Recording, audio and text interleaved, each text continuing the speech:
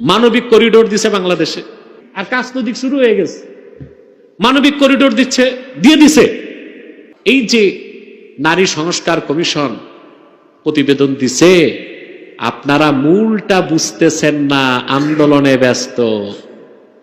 সারা দেশের জনগণের দৃষ্টি এই দিক এনে বাংলাদেশ বিক্রির দলিল হচ্ছে। প্রমাণ, বহু বছর আগ থেকে আমি বলি, বাংলাদেশের স্বাধীনতা সার্বভৌমত্বের জন্য হুমকি হচ্ছে আমেরিকা। সে এই ইন্দো প্যাসিফিক অঞ্চলে আসতে চায়।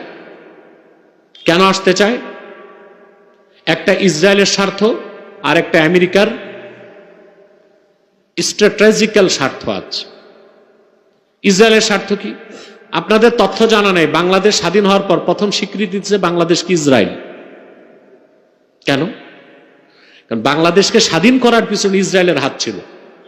তার কারণ হচ্ছে আপনাদের এই পার্বত্য চট্টগ্রাম, ভারতের মিজোরাম, মণিপুর, এসব এলাকায় কুকি চীন আছে, এরা হচ্ছে বনি ইসরায়েল, ইহুদিদের উত্তরসূরি।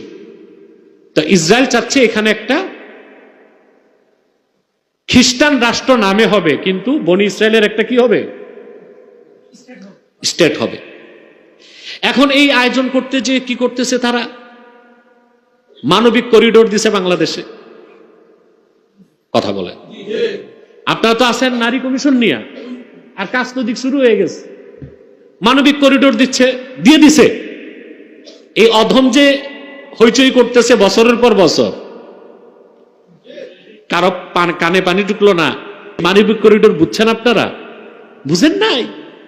এই মানবিক করিডোর হচ্ছে রোহিঙ্গারা এবং আরাকান থেকে যারা আসবে নির্যাতিত হয়ে, তারা এখানে ত্রাণ নিবে। নিবে তো শুধু ত্রাণ না, এখানে ট্রেনিং নিয়ে ওরা যুদ্ধ করতে যাবে বার্মায় জান্তা আর্মির সাথে। কার সাথে? জান্তা আর্মির সাথে। অর্থাৎ এখান থেকে ত্রাণ যাবে। এখন জান্তা সরকার, যারা বার্মার সরকার, ওদের প্রতিদ্বন্দ্বী হচ্ছে আরাকান আর্মি। তো রোহিঙ্গারা এবং আরাকানের অন্যান্য জাতিগোষ্ঠী যদি এখানে বাফার জোনের মতো এটা পায়, এই যে করিডোর, এটা একরকম বাফার জোন, এটা যদি পায়, এখান থেকে তারা ট্রেনিং নিয়ে জান্তা সরকারের বিরুদ্ধে যুদ্ধ করবে। কথা বলেন। তখন যদি বার্মা সরকার প্রতিশোধ নিতে বাংলাদেশে হামলা করে, বার্মার পক্ষ নেবে রাশিয়া এবং চায়না, বাংলাদেশের পক্ষ নেবে আমেরিকা।